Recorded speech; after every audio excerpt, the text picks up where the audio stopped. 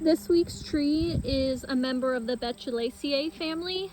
It is Betula nigra, which is the river birch.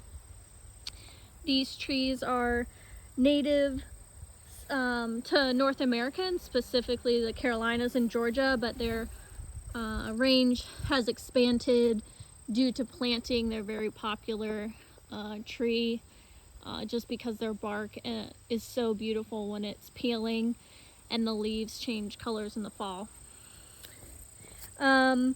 Their habitat, they prefer wet soils. As you can tell, this one's by the pond, and riverbanks, stream beds, and floodplains.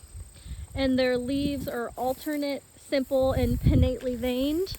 Let me grab a leaf here and I can explain. So pinnately veined, meaning the veins on these leaves extend from this center part, which is the midrib, all the way out to the edge of the leaves.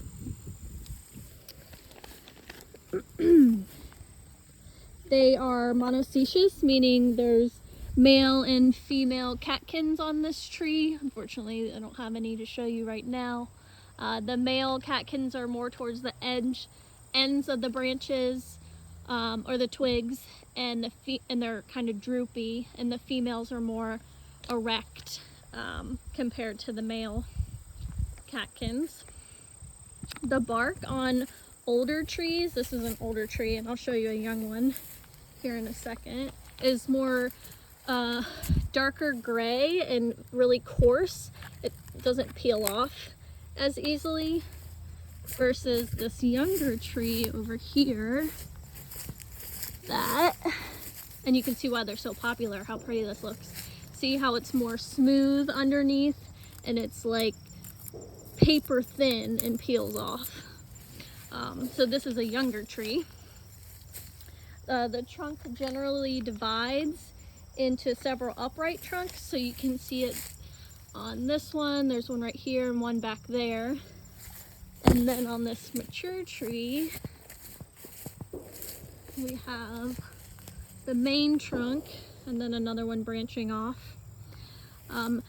This is a good example too. We learned last lecture that the roots extend 1.5 times outside the canopy length, and this, it's kind of hard to see, but you can see all the roots here.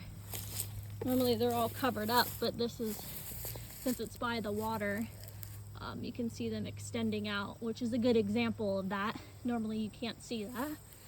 Also a good reason not to park any vehicles or anything like that.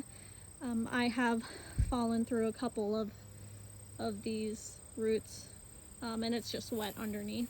But again, this is Betula nigra, so the river birch.